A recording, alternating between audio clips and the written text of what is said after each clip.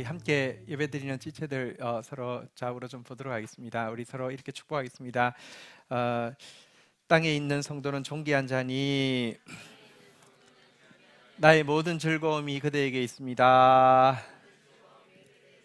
네, 하나님 말씀 앞에 서려는 여러분들 정말 하나님 눈에만 보석이 아니라 우리에게도 보석입니다. 오늘 우리에게 주시는 말씀 크게 받는 마음으로 자리에서 한번 일어서겠습니다. 사도행전 10장 9절에서 20절 말씀인데요. 내용이 좀 길어서 한 절씩 교독합니다. 제가 한 절 읽고 여러분이 한 절 읽습니다. 이튿날 그들이 길을 가다가 그 성에 가까이 갔을 그때에 베드로가 기도하려고 지붕에 올라가니 그 시각은 제6시더라. 10절 시작.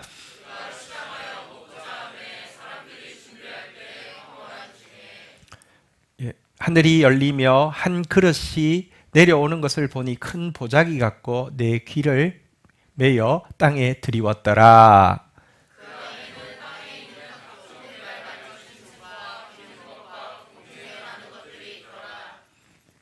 또 소리가 있어 베드로야 일어나 잡아 먹으라 하거늘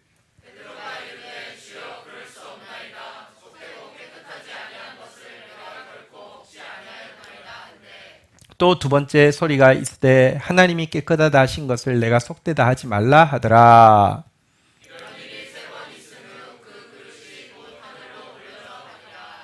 베드로가 본 바 환상이 무슨 뜻인지 속으로 의아해하더니 마침 고넬료가 보낸 사람이 시몬의 집을 찾아 문 밖에 서서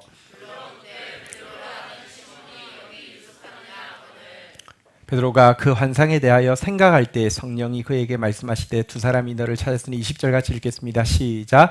일어나 내려가 의심하지 말고 함께 가라. 내가 그들을 보내었느니라 하시니 아멘. 자리에 앉으시겠습니다. 하나님께서 우리에게 당신을 알 수 있도록 주신 최고의 선물은 성경입니다. 그러나 성경을 그냥 보고 판다고 하나님을 알 수 있는 것은 아닙니다. 여러분들도 좀 귀중한 것을 내 것으로 습득하려고 하면요, 치정의를 다해야 되잖아요. 하나님 말씀도 마찬가지입니다. 하나님을 사랑하되 with your mind, with your heart, with your strength라고 되어 있는데요. 이게 마인드는 지성을 이야기하고요, 하트는 감성을 이야기하고요, 스트렝스는 의지를 이야기합니다. 하나님을 사랑하는 것은 말씀을 사랑하는 것입니다. 그래서 말씀 대할 때 지성을 다해서 말씀을 보아야 하고요, 감정을 다해서 말씀 앞에 서야 하고요, 말씀을 놓지 않으려는 의지를 굳게 하는 싸움이 필요하다는 것입니다. 여러분들 말씀 대할 때마다 지정의를 다해서 하나님을 알아가는 믿음의 청년들 되기를 축복합니다. 그런데 여러분, 우리가 지정의를 다해서 성경을 대하면 하나님을 얼마만큼 알 수 있을까요? 몇 퍼센트 정도 알 수 있다고 생각합니까? 지정의를 다해도 우리 하나님 전체에서 아는 건 너무 제한됩니다. 성경은 이렇게 이야기합니다. 하나님이 자기를 사랑하는 자를 위해서 예비한 것은 눈으로 보지도 못하고 귀로 듣지도 못하고 우리의 지성으로 이해할 수도 없다. 이것은 오직 성령께서 임하셔야지만 알 수 있고 볼 수 있고 이해할 수 있다라고 이야기하고 있습니다. 교회 중에서 성경 공부를 제일 충실하게 한 교회가 어느 교회냐고 하면 에베소 교회입니다. 이곳에는 두란노 서원이라는 것이 세워졌고요, 바울이 3년 동안 성경을 가르쳤습니다. 밤낮 가르쳤습니다. 그 결과 말씀을 알고자 하는 자는 모두 말씀을 알았다라고 되어 있습니다. 성경 박사들이라고도 할 수 있습니다. 그런데 이 에베소 교회를 위해서 바울이 떨어진 곳에서 중보할 때 이렇게 기도하고 있습니다. 에베소서 1장 17절에 보면 이렇게 기도합니다. 우리 주 예수 그리스도의 하나님 영광의 아버지께서 한번 따라하겠습니다. 지혜와 계시의 영을 너희에게 주사 하나님을 알게 하시고. 성경 박사인데요, 지혜와 계시의 영, 성령이 임하셔서 에베소 교회에 하나님을 알게 해주십시오라고 중보하고 있다는 것입니다.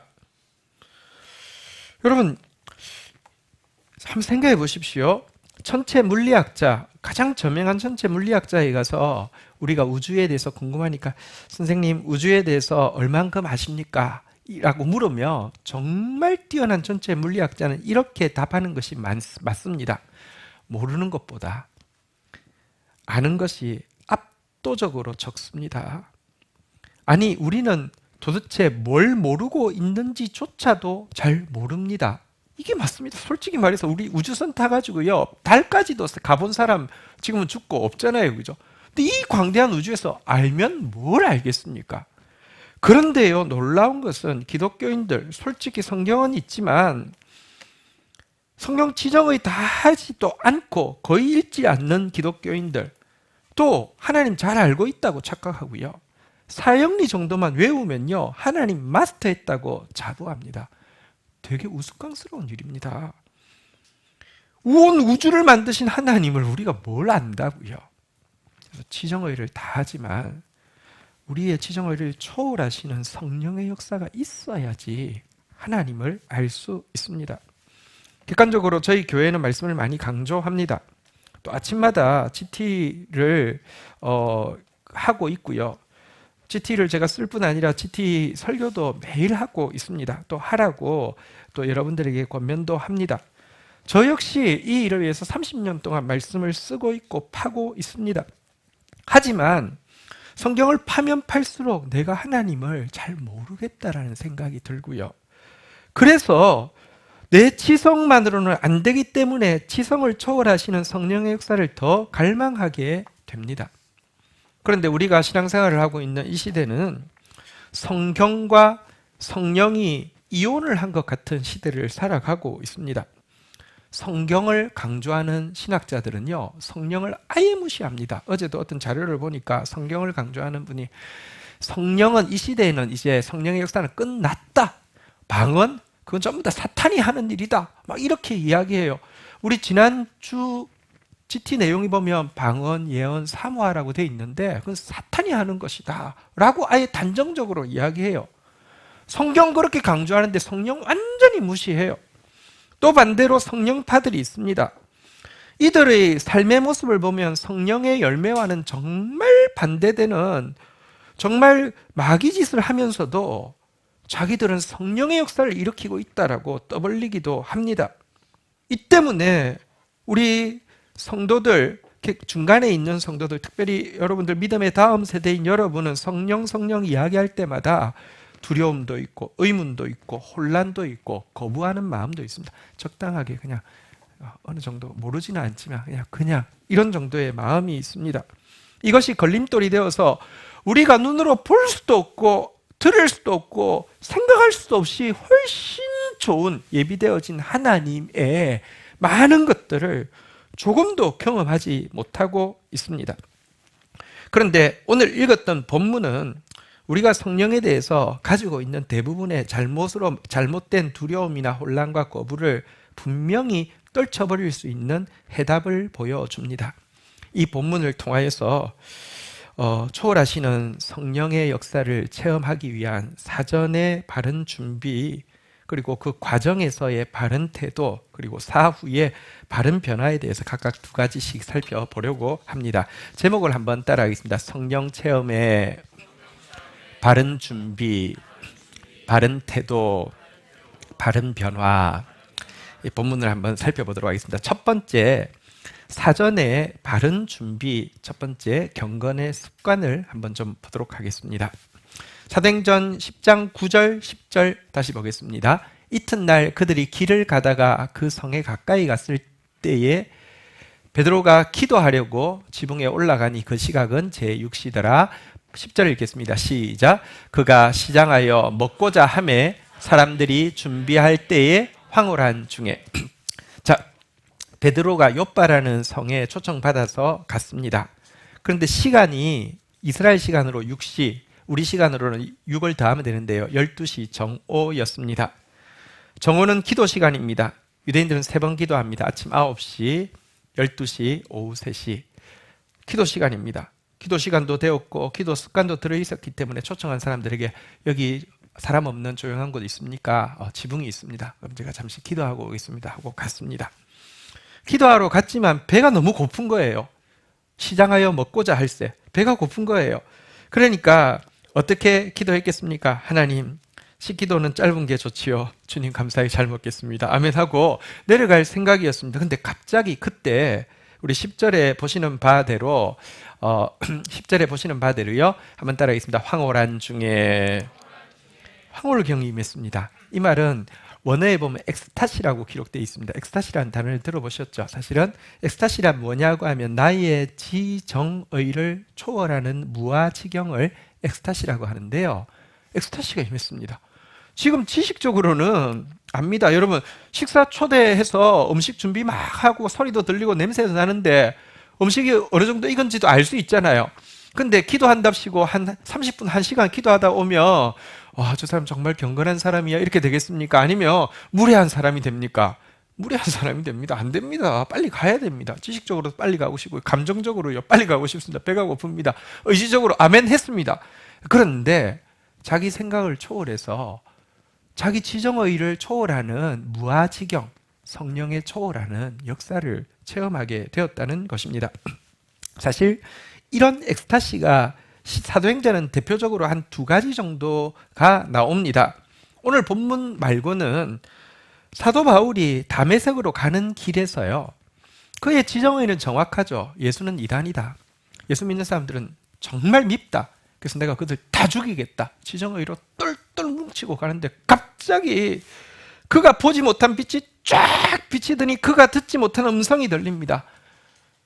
하나님 누구십니까? 나는 네가 박해하는 예수다. 꼬꾸라졌습니다. 이것은 자기 지정의에서 나온 자가 발전의 소리가 아니잖아요. 이건 자기 지정의를 초월하는 성령의 초월하는 역사, 엑스타시에 빠지게 된 것입니다. 그런데 사도행전이 기록되어지던 당시대 그리스 로마 지역은 인류 역사상 철학과 이성이 가장 발전하고 꽃피우는 시대였습니다. 대부분의 철학자, 여러분 이름을 옛날에 들어본 철학자는 다 그 즈음의 시대입니다. 그런데 이런 이성과 지성의 철학의 시대에 엑스타시에 대한 동경이 얼마나 강했는지 아십니까? 사람들이요, 지성의 끝까지 가보면요, 압니다. 지성으로는 아무것도 제대로 알 수도 없고 변화되지 않는다는 것을. 그래서 그것을 초월하는 무언가가 있다는 생각을 철학자들도 했고 그것을 원했던 것입니다. 플라톤이 그의 스승인 소크라테스와 대화한 것을 기록한 책 대화편이라는 유명한 책이 있죠. 이 책에 보면 소크라테스가 이렇게 말하고 있습니다. 가장 큰 축복은 엑스타시를 통해 신들의 선물로서 우리에게 온다. 이성은 신의 영이 임할 때 쫓겨나지만 그 영이 떠나면 제자리로 돌아온다. 죽을 인간과 불멸의 존재, 그러니까 신을 이야기하죠. 불멸의 존재가 동일한 집을 공유할 수 없다. 이런 말을 하고 있는 것을 봅니다. 엑스타시가 사실은 가장 큰 축복이다. 그리고 이 엑스타시가 있을 때에는 이성은 자리를 떠난다. 왜냐하면 이건 인간의 지성은 죽을 것에 지나지 않지만 불멸의 신이 오면은 공유할 수 없다. 이렇게 이제 기록을 하기도 하고요. 또 이 책에 보면 엑스타시에 관심이 많으니까 진짜 엑스타시인지 가짜 엑스타시인지를 구별하는 방법도 대화록에 기록되어 있습니다. 황홀경에 빠진 동안 자신이 말한 것을 깨어난 후 기억할 수 없다는 것은 그가 진정한 예언을 한 것임을 입증해 준다라고 하면서 했는데 그 말이 기억나면 그건 엑스타시가 아니다라고 기록을 하고 있습니다. 자, 그리고요, 소크라테스 역시 이와 같은 엑스타시를 경험하기를 너무 원해서 엑스타시를 경험한 사람을 부르는 용어를 소크라테스가 만들어서 불렀습니다. 그 용어가 뭔지 아십니까? 실은 여러분도 알고 있는 단어입니다. 그 용어가 뭐냐고 하면 매니아라는 단어입니다. 소크라테스가 만든 단어, 이 황홀경을 체험한 사람, 엑스타시를 경험한 사람. 그런데 여러분, 지금 소크라테스가 이야기했던 것, 여러분들이 성령의 초월하는 역사를 좋게 생각하든지 나쁘게 생각하든지 간에 우리가 생각하는 초월하시는 성령의 역사는 소크라테스가 말한 바와 좀 비슷합니다. 내가 원하든 원치 않든 확 임했는데 임했을 때는 내가 무슨 짓을 하는지 나도 모르는 것 같다. 그래서 좀 무섭기도 하고 내가 미친 사람 되는 거 아닌가 하는 두려움이 들기도 하는 이런 정도의 생각을 우리가 가지고 있습니다. 그런데 이제부터 우리가 읽었던 본문을 찬찬하게 보면은 초월하시는 성령의 역사를 체험하면 초월하시는 성령의 역사가 임하시는 과정과 중간과 결과가 전혀 다르다는 것을 알게 됩니다. 먼저 사전에 바른 준비가 보면 이 일이 기도하고 있을 때 이루어진 것을 한번 유념해 보십시오. 기도 시간이 되어서 기도할 때 엑스타시가 임했습니다. 이것은 욥바로부터 조금 떨어진 가이사랴라는 곳에 21시간 전에 고넬료라는 이방인에게 일어난 일과 아주 동일합니다. 사도행전 10장 3절에 보면 21시간 전 9시니까 오후 3시입니다. 기도 시간입니다. 그때 일어났던 고넬료의 일을 기록하고 있습니다. 환상 중에 밝히 보면 엑스타시가 임했습니다. 천사가 왔습니다. 고넬료야 합니다. 고넬료가 얼마나 무서웠겠습니까? 4절 같이 한번 읽도록 하겠습니다. 읽겠습니다. 시작. 고넬료가 주목하여 보고 두려워하여 이르되 주여 무슨 일이니까? 천사가 이르되 내 기도와 구제가 하나님 앞에 상달되어 기억하신 바가 되어. 고넬료가 두려워서 무슨 일입니까? 했더니 너의 기도가 상달되어서. 여러분, 기도라는 것은 그냥 종교 행위가 아닙니다. 하나님과 인격적으로 기도하면 하나님을 닮아가게 됩니다. 그걸 경건이라고 하죠. 그러니까 구제가 자연스럽게 나오는 것입니다. 너의 경건의 생활, 너의 경건의 습관 때문에 내가 너에게 임하였다라고 이야기하고 있는 것입니다. 사전에 바른 준비, 경건의 습관입니다. 타 종교의 엑스타시 황홀경 체험에는요, 인간의 경건의 준비, 인간 세상적인 말로 바꾸면 인격적인 준비가 전혀 영향을 끼치지 않습니다. 무당한 때 점치러 가면서 중요한 것은 내가 평소에 얼마나 착한 사람이고 인격적으로 준비되어 있는가는 의미가 있을까요? 전혀 없습니다. 누가 더 용한 무당이고 내가 복채를 얼마나 준비하느냐만 관련이 있습니다. 그런데 성경은 다릅니다. 경건의 습관이 없는 사람에게, 기도의 자리가 없는 사람에게, 인격의 변화가 없는 사람에게 임하시는 초월하시는 성령의 역사는요, 초월하시는 성령의 역사가 아니라 도리어 악령의 역사가 될 확률이 높다라고 이야기하고 있습니다. 구약 성경의 대표적인 엑스타시 두 개가 기록되어 있는데요. 그 두 개가 뭐냐고 하면 사울 왕과 발람 선지자의 일입니다. 근데 두 가지 다 공통점이 있습니다. 그것은 그들이 경건한 사람이 아니었다는 점입니다. 발람은 발락이라는 모압 왕에게 돈을 받고 이스라엘을 저주하라고 사주받은 이방 선지자 제사장입니다. 사주하기 위해서 높은 산에서 이스라엘을 바라보면서 약간 이제 좀 분위기를 잡고 울렁울렁 하다가 하는데 갑자기 예언이 임하였습니다. 이스라엘 축복하는 말이 임합니다. 자기도 당황하고 발락이라는 왕도 당황했습니다. 아, 죄송합니다. 다시 하겠습니다. 다시 이렇게 분위기 잡고 보면서 하는데 또 성령이 임했습니다. 축복합니다. 이제 발락이 화를 내면서 너 죽을래? 이렇게 이야기합니다. 3-4번 아닙니까? 한 번만 더 합시다 하고는요, 이번에는 보지도 않습니다. 보면은 자꾸 뭐 임하니까요. 중간에 뭐 이렇게 퍼포먼스도 하지 않습니다. 임하니까요. 대본만 딱 기억해서 보는 척하고 바로 하려고 하는데 성령이 더 강하게 임했습니다. 이스라엘의 미래에 대해서 축복하면서 메시아 예언까지 쏟아내게 되었습니다. 근데 그는 경건한 사람 아니었습니다. 사울 왕도 비슷하죠. 다윗 죽이기 위해서 가는데 갑자기 초월하시는 성령의 역사를 체험하게 되었습니다. 옷을 발가벗고는 하나님을 찬양할지어다. 다윗을 찬양하라. 그는 위대한 왕이 되어 하나님 나라를 이룰 것이다 했지만 깨어났을 때 기억조차 하지 못했습니다. 결국 그에게 임한 성령의 말씀대로 하나님의 일은 그대로 이루어졌지만 그 말씀이 성취되어질 때 그는 버림받고 죽임을 당하게 되었습니다. 성령을 사모할 때 가장 중요한 것은 먼저 경건의 습관이 있어야 된다는 것입니다. 사모하면서 기도의 자리를 하나님 앞에 준비하는 여러분 되셔서 정말 바른 성령이 임하기를 축복합니다. 사전에 바른 준비 두 번째가 있습니다. 한번 따라하겠습니다. 공동체의 보완. 바울이 다메섹에서 빛을 보고 나서 저분이 예수님이구나. 그러면 이제 내가 예수님께 헌신해서 선교사가 되어 복음을 전해야 되겠구나 결심했습니까? 아닙니다. 빛을 본 것이 다고 나는 네가 박해하는 예수다 음성 들은 것이 다입니다. 무엇을 어떻게 해야 될지 모르고 그저 눈이 먼 상태에서 다메섹으로 들어갔습니다. 그런데 하나님은 그 시간 아나니아라는 경건한 선지자를 또 찾아가셔서 그에게 찾아가 이런 말씀을 전하라고 했고요. 이 둘이 만나서 딱 맞추어 보니까 마치 거울 반쪽을 서로 나누어 가진 사람이 탁 했을 때 온전한 거울이 되는 것처럼 온전한 하나님의 뜻을 알게 되었습니다. 오늘 이야기도 마찬가지입니다. 여러분, 베드로가 감사히 잘 먹겠습니다 아멘하고 딱 내려가려고 하는데 황홀경이 임했습니다. 그런데 보자기가 하나 확 내려옵니다. 그런데 내가 너무 기도 시간에 밥만 생각해서 하나님이 이러시나 보다 음식을 이렇게. 그런데 열어보니까 다 부정한 짐승들, 먹을 수 없는 짐승들만 있습니다. 그래서 하나님 앞에 이렇게 이야기했죠. 하나님 죄송합니다. 제가 너무 음식 생각을 했습니다. 죄송합니다. 올라갑니다. 다시 내려왔습니다. 또 먹으라고 이야기합니다. 아니 하나님, 내가 율법도 모르는 사람인 줄 아십니까? 이거 부정한 음식이잖아요. 치우세요. 다시 올라갑니다. 다시 내려옵니다. 먹으라고 합니다. 정색을 합니다. 하나님, 저는 절대 먹지 않습니다. 이렇게 이야기했습니다. 그러나 하나님은 또 말씀하십니다. 내가 깨끗하다고 한 것을 너는 왜 부정하다고 하느냐 하고 올라간 게 다였습니다. 이게 스토리, 그가 본 황홀경 체험의 다였습니다.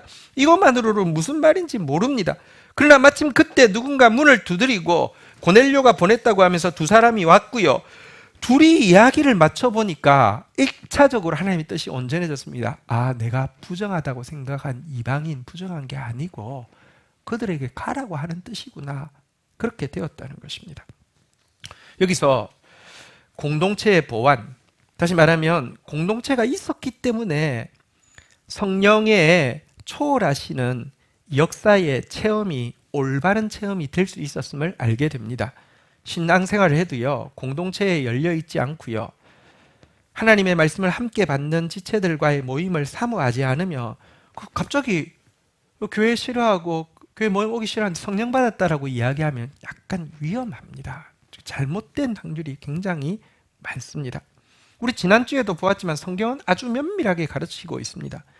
예를 들어 교회에서 하나님의 성령이 임하여서 예언을 하게 된다 할지라도 한 사람만 하면 안 되고 두세 사람이 해야 되고 나머지 사람은 분별하라고.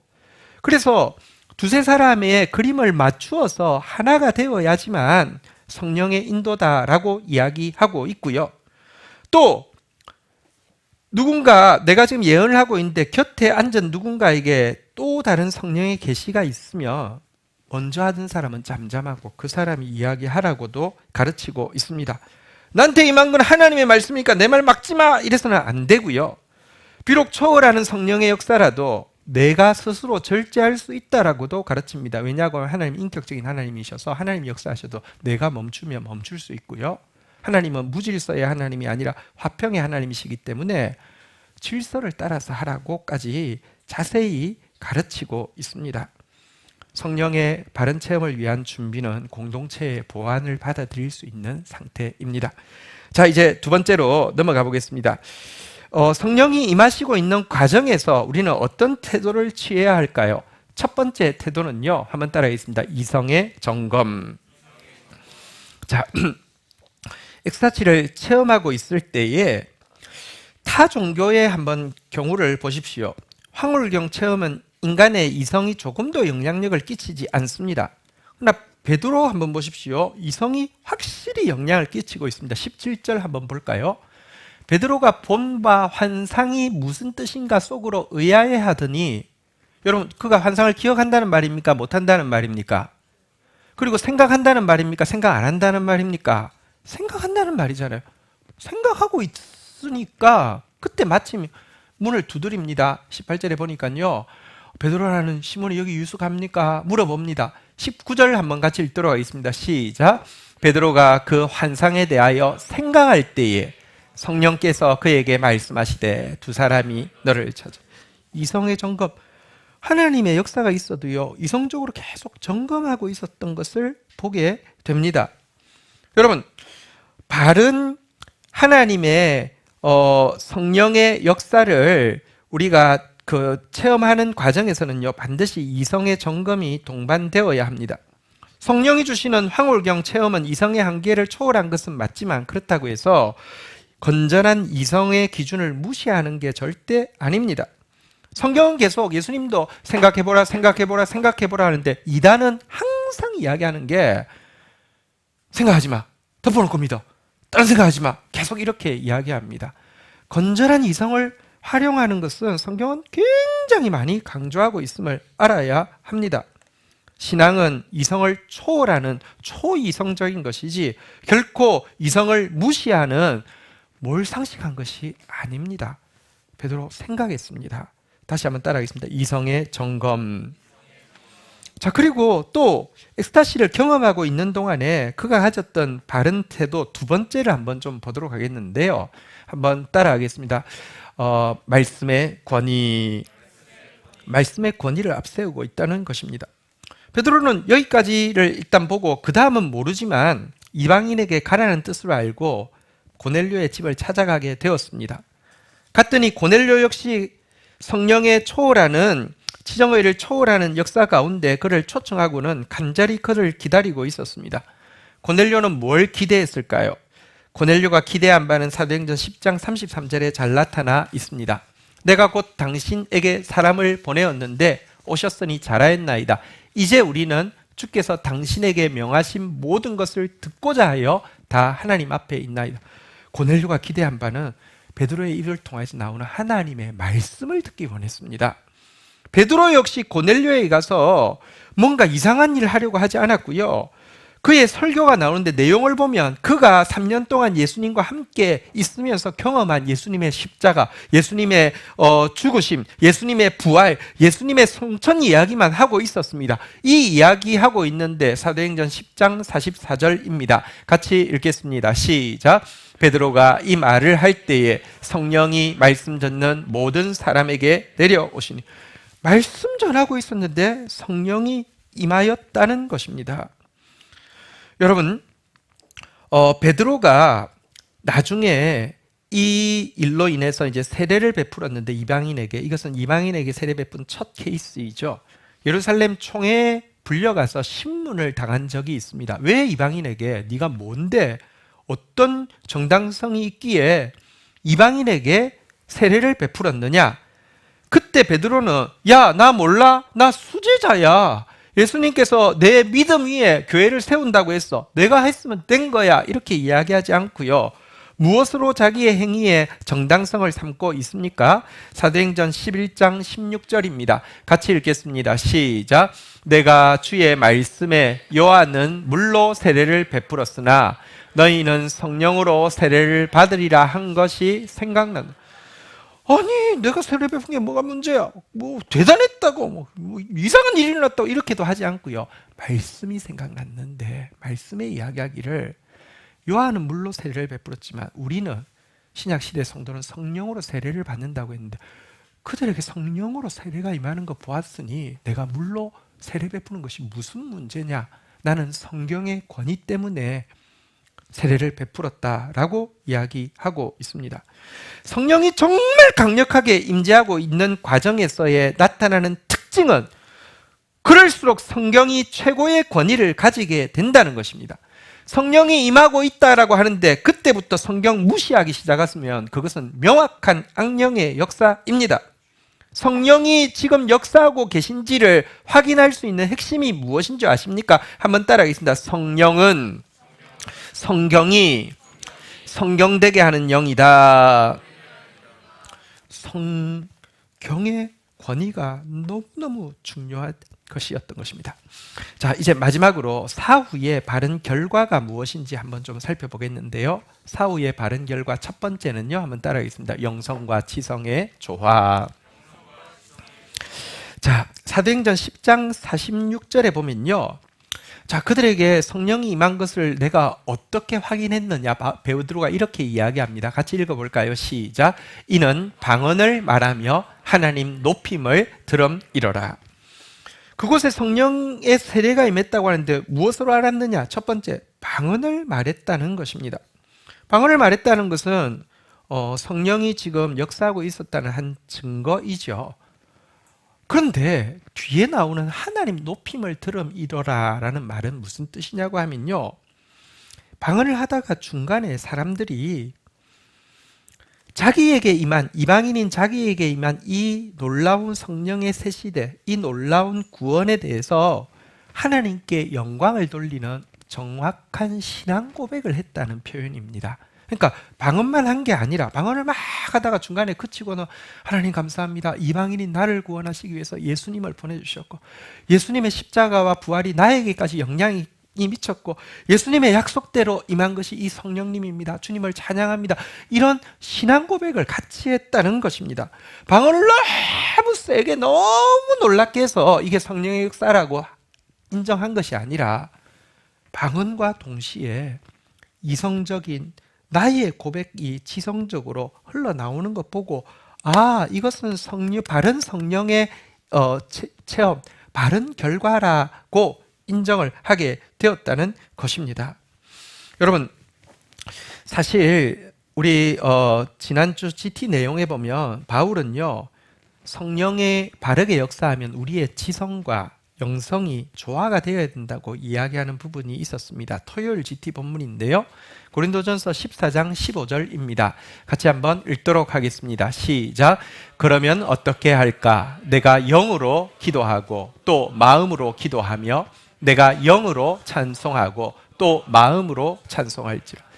성령의 은사, 예를 들면 방언이랄지 예언을 어떻게 써야 하느냐 한번 따라 있습니다. 영으로 기도하고, 그러니까 막 방언으로 기도하라는 것입니다. 혹은 우리가요, 아까 살펴본 바대로 경건의 습관이 있으면 기도가 내가 하나님 앞에 30분은 무조건 드립니다 했는데 이게 습관이 되고 나면요, 어느 날 2시간, 3시간이 진짜 10분처럼 느껴지게 기도하게 합니다. 그리고는 갑자기 내 묵상의 결과가 아닌 하나님이 내 입술을 통해서 막 말씀하실 때가 있습니다. 이런 것을 영어로 기도한다고 하죠. 영어로 기도하고, 그러나 이렇게만 해서는 안 되고 마음으로 기도한다. 이 마인드, 다시 말하면 내 지성과 내 신앙 고백을 담아서 기도를 하라는 것입니다. 한번 따라하겠습니다. 영어로 찬송하고 마음으로 찬송하리라. 지성을 다해서 찬송도 해야 합니다. 가사 하나도, 예를 들면 내가 작곡을 한다고 하면 정말 나의 묵상을 가장 아름답고 가장 정확하게 과장되지도 않고 정말 깊이 있게 담아내야 하고, 찬양 인도자가 곡을 선곡할 때에도 가사 하나하나를 묵상하고 지금 우리에게 주시는 말씀인지 분별하고 해야 하고요. 반주자들도 마찬가지입니다. 마음으로 찬송한다, 지성으로 찬송한다는 것은요, 연주를 할 때도 노래를 부를 때도요, 정말 이것이 하나님 받으실 만한 것인가를 살피면서 받으실 만하게 하는 것을 마음으로 찬송한다고 표현하는데요, 이것만 해서는 안 되고 또 영어로 찬송하라는 것입니다. 어떤 때는요, 내 묵상을 초월하는 가사가 나올 수도 있고, 내가 하나님께 받은 은사로서, 재능으로서 곡을 쓰는 사람이 있는데 내 재능을 초월하는 성령이 붙잡혀서 곡을 쓰게도 할 수 있고, 그래서 회중이 같이 찬양하는데 예를 들면 어떤 그냥 우리가 아는 곡을 했다 하더라도 이것은 그냥 지성의 찬양이 아니라 영의 찬양이 되어서 정도를 뛰어넘는 기쁨, 정도를 뛰어넘는 자유, 정도를 뛰어넘는 능력으로 임하는 찬양, 영으로 찬양하는데 이것이 조화를 이루어야 된다라고 이야기를 하고 있습니다. 다시 말하면 성령이 강하게 임하셨다는 것은 영성은 강해지고 지성은 약해지는 것이 아니라 두 개가 함께 조화되어서 온전한 모습을 가지게 된다는 것입니다. 가끔 성령 받았다고 하시는 분들 중에서 과거에는 굉장히 현명하고 이성적이고 상식적이었던 사람이 성령 받은 이후에 사람이 변했어요. 눈빛도 변하고 말하는 것도 변하고 말이 안 통하고요, 말도 안 되는 짓만 자꾸 골라서 하는 사람이 있습니다. 문제 있습니다. 여러분, 물론 내가 아무리 현명해도, 내가 아무리 이성적이어도 성령이 임할 때는 좀 모자라질 필요가 있습니다. 성령이 임할 때는요, 내 지성을 배설물처럼 여길 수도 있어야 되고요, 내 지성을 내려놓아야 되는 경험이 있습니다. 근데 내려놓고 나면 바보 되고 이상한 사람 되는 게 아니라, 바울 보십시오. 내가 그동안 소중히 여기던 지식을 배설물처럼 여기노라. 나는 전도할 때 내 지식의 말을 쓰지 않고 성령의 나타남만 의지하겠다라고 했지만, 하나님 그렇게 의지하니까요, 그가 그동안 준비되었던 그 모든 부분을 더 승화시켜서 아름답게 사용했지 이상한 사람으로 바꾸지 않았다는 것입니다. 성령이 바르게 역사하신 결과는 영성과 지성이 조화를 이룬다는 것입니다. 마지막으로 사후에 성령의 역사하신 바른 결과가 무엇이냐 한번 따라하겠습니다. 하나님 나라 확장. 타 종교에서도 엑스타시의 경험을 엄청 체험을 강조합니다. 무당 작두 타는 거 이거 지정의를 초월하는 일이죠. 실제 탑니다. 이거 엑스타시입니다. 힌두교에서는 이런 일이 엄청 강하게 일어납니다. 그런데 여러분, 타 종교에서 엑스타시를 체험하면 결과가 무엇입니까? 강한 엑스타시를 체험하면 그 사람은요, 생기는 게 있습니다. 돈이 따라오게 되고요, 사람들이 모여들게 되고요, 권력이 따라오게 되고요, 이권이 확장되어지고 자기 왕국이 확장되어진다는 것입니다. 이것 때문에 목숨 걸고 센 엑스타시를 경험하려고 하고 센 신을 받으려고 노력하는 것입니다. 잘하면 교주도 될 수 있기 때문입니다. 센 거 받으면 이만희도 되고요, 장길자도 되고요, 건진인가 천공인가 이 사람이 이만희 건드리지 말라고 그 사람도 영 받은 사람이라고 했다면서 같은 귀신을 받으니까 서로 알죠. 아니면 요즘 보니까 JMS 정명석이 또 성폭행으로 구속됐던데, JMS 정명석도 될 수 있고, 요즘 보니까 돌나라 박명호 그 돌나라 그 이상한 거 봤죠? 이런 사람도 될 수 있으니까, 자기 나라가 확장되어지니까 목숨 걸고 그렇게 엑스타시를 원하는 것입니다. 그러나 기독교의 초월하시는 성령의 역사의 체험은 전혀 다른 결과를 가져옵니다. 성경은요, 아무리 세고 강한 성령의 초월하는 역사를 체험했다 할지라도 이것으로 자기 이익의 방편으로 삼는 사람은 단정적으로 거짓 선지자요 적 그리스도라고 규정하고 있습니다. 베드로는 이 성령의 초월하는 역사를 체험하고 나서 그동안 이방인과 교제하면 안 된다고 하던 생각을 버리고 굴복하여 나아갔을 뿐 아니라 세례를 베풀었는데요, 세례 베푼 것이 베드로에게 플러스 마이너스 뭐가 되었을까요? 여러분, 베드로가 유대인의 사도로서 베드로가 교회의 반석이고 수제자로서 유대인들은 그냥 집토끼처럼 가지고 있었는데, 글로벌한 시대를 맞이하여서 이방인에게까지 내 포스트를 탁 하는데 첫 세례를 내가 줬으니 난 세력이 더 커졌어. 아니요, 사실은요, 베드로가 이방인에게 세례 준 이것 때문에 얼마나 시달렸는지 아십니까? 제일 처음에는 예루살렘 총회 가서 담대하게 선포하고 하나님이 하신 일을 사람이 맡겠느냐 했는데도요, 끊임없이 괴롭히니까 나중에 보면요, 이방인들하고 밥을 먹고 있는데 예루살렘에서 교권주의자들이, 그러니까 개종한 바리새인들이 오니까 도망을 갑니다. 숨습니다. 그걸 나쁘게 볼 게 아니라 얼마나 노이로제를 받았으면, 얼마나 시달렸으면 그렇게까지 하겠습니까? 자기 개인에게는 플러스 된 게 아닙니다. 그러나 그의 성령의 굴복함을 통하여서 하나님 나라는요, 구약시대에 예언되어 있던 대로 열방을 향해서 확장되어져 나가게 되었다는 것입니다. 바울도 마찬가지 아닙니까? 그가 굴복함으로 말미암아 그 개인은 마치 세상 땅 끝에 세워놓고 천사들의 사탄의 구경거리가 된 것처럼 고초를 겪었지만, 그를 통하여서 복음은 막힘없이 전달되어지고 하나님 나라는 확장되어지지 않았습니까? 오늘 이 이야기를 통하여서 이 초월하시는 성령 역사 체험을 하게 되었을 때 나타나는 것이 무엇인지 우리가 한번 보았습니다. 한번 화면을 가지고 한번 정리해 보도록 하겠습니다. 바른 준비가 두 가지였고, 사전에요, 중간에 과정에서 바른 태도가 두 가지였고요, 사후에 바른 결과가 두 가지였습니다. 바른 준비 첫 번째 무엇입니까? 경건의 습관. 두 번째, 여러분들 정말 기도하고 주님 닮아가시고 정말 말씀 받고 있는 지체들 소중히 여기는 우리 청년부 되기를 축복합니다.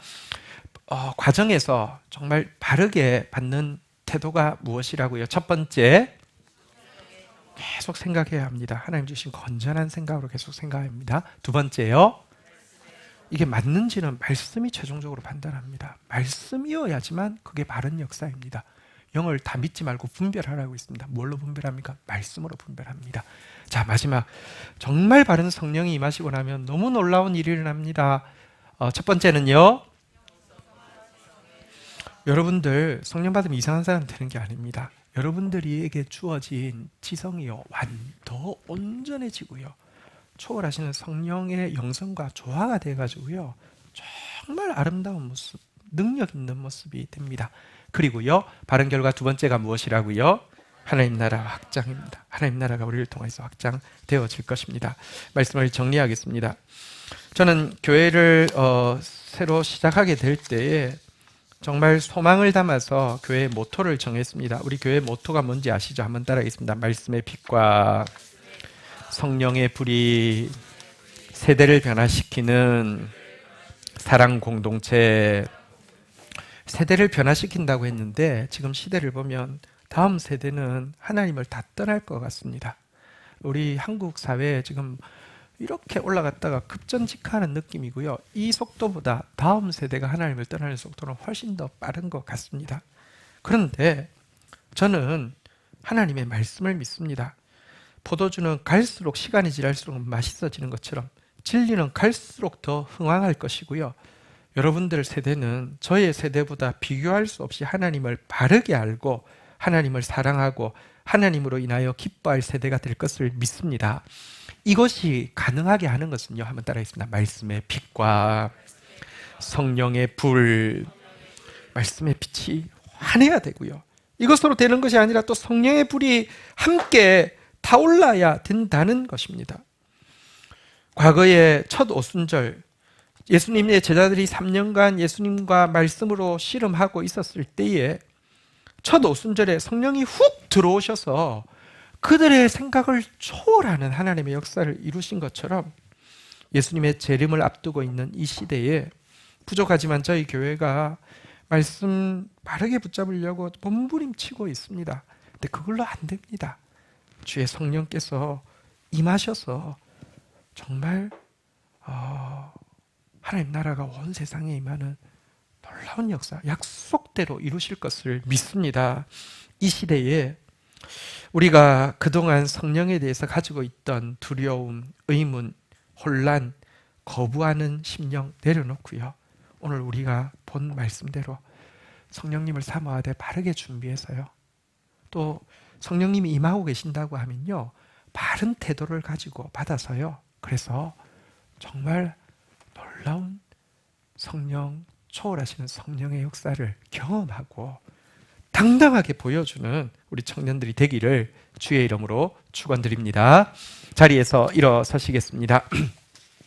우리 같이 한번 찬양하면서 이 시간 성령의 역사를 구하는 시간을 가지겠습니다.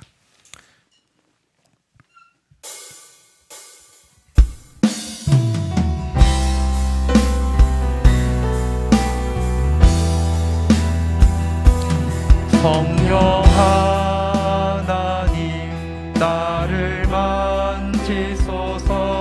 상하고 깨어져 지친 나를 새롭게 하소서.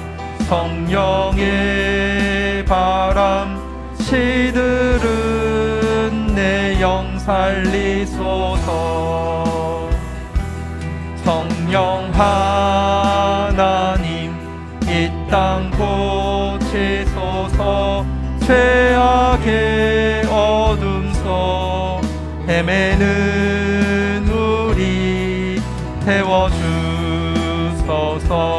성령의 불로 세상 헛된 밤 태우소서.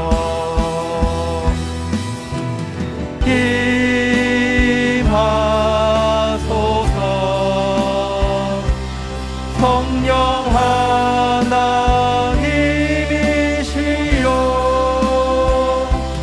지금 이곳에 임하소서.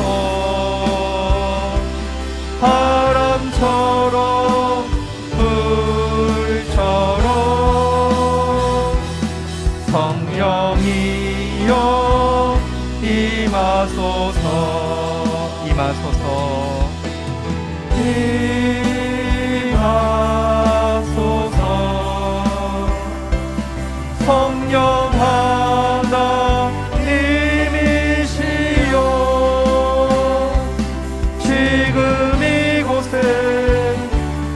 임하소서.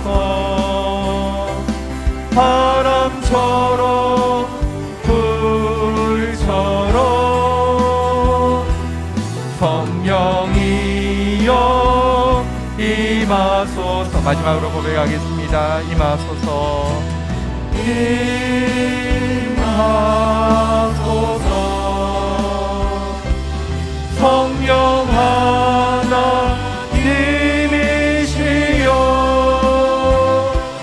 지금 이곳에 임하소서.